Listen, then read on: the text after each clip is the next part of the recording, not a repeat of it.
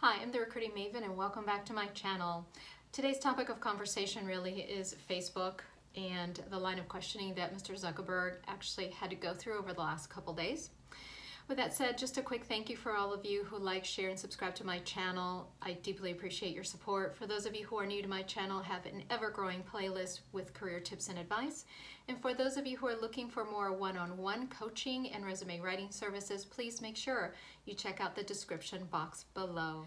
So during the questioning session, what I really found shocking and appalling was for some at least, that we're putting these questions to Mr. Zuckerberg. I thought it was almost painful. I'm just looking at it from a recruitment standpoint. I'm not criticizing anybody in particular. I'm just saying as a whole, when you elect someone that has really not the skill set that they need in order to be effective in their job, that is worrisome to me.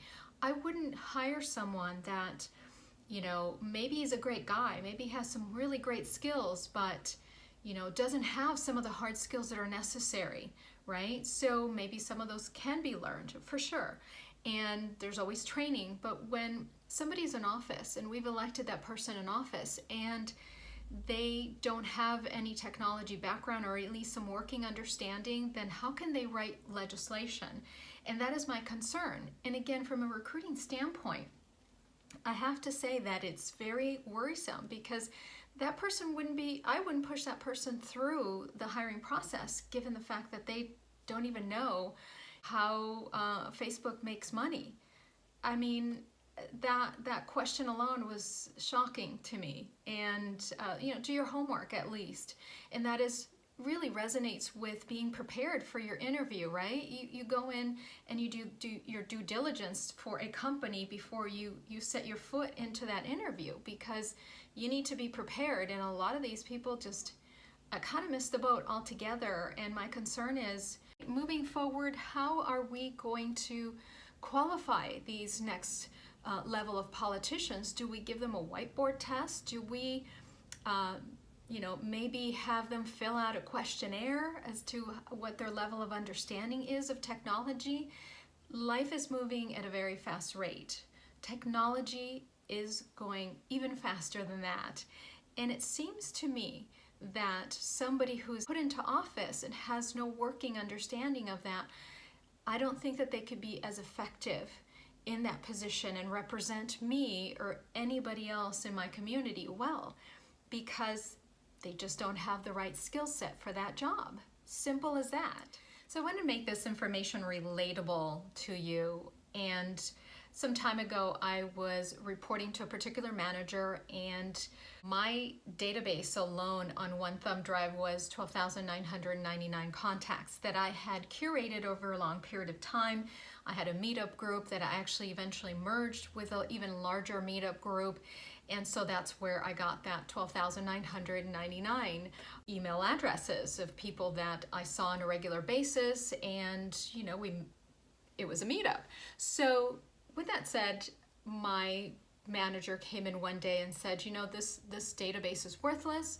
You don't have any home addresses. It is absolutely worthless. And I thought, well, I didn't quite understand that, because I got to see these people on a regular basis. I got to promote my business to them directly. They gave me referrals. It was working beautifully for me. So I thought, well, I'm not sure what you mean. And the response was, well, we need to market to them at their home. We need to send them mailers and so on and so forth. And I was just astounded that somebody would say that to me in this day and age. And so again, the lack of understanding of how powerful somebody who's opt-in to your database it's just shocking to me. I mean, we're not talking about security, we're not talking about legislation, we're talking about the lack of understanding from somebody who has just any working type of knowledge of technology. And so that really bothers me to no end, because again, what affects one affects all, right?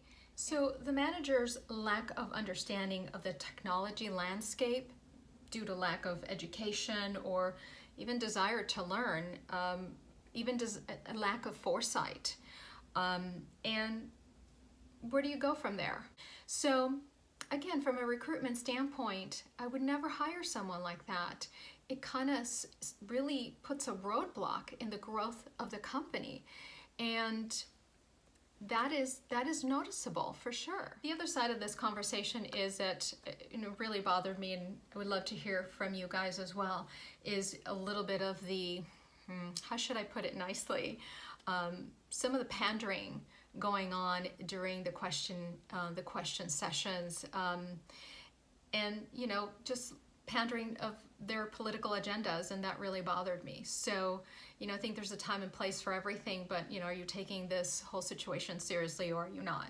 Or is this a way of promoting yourself? So that took away from that session, and which leads me to relating this to recruitment. It's great that you say to your employer, let me relate to you, let me show you how valuable I am to you, but when it becomes pandering and being overzealous or possibly bragging, that's on a totally different level, and it's going to come across in a very, very negative way for you in your candidacy, and possibly you not getting that job.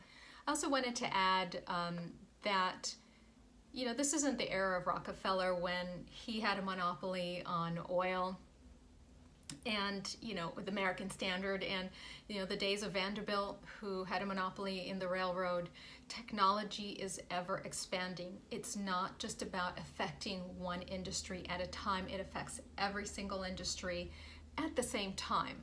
So there's a disparity, again, of understanding of education from those people that were questioning Mr. Zuckerberg. And I am not defending anyone. I'm just putting it in a way of relating to recruitment, and why are some of these people in office if essentially they don't have the right skill set to be in that role or in that job. So here's my solution to that possibly people who are running for office or already in office should be given a whiteboard test. I know that's a little bit out there. It's out of the box thinking. It's very creative, but let me just say, again, you want to hire the best candidate possible.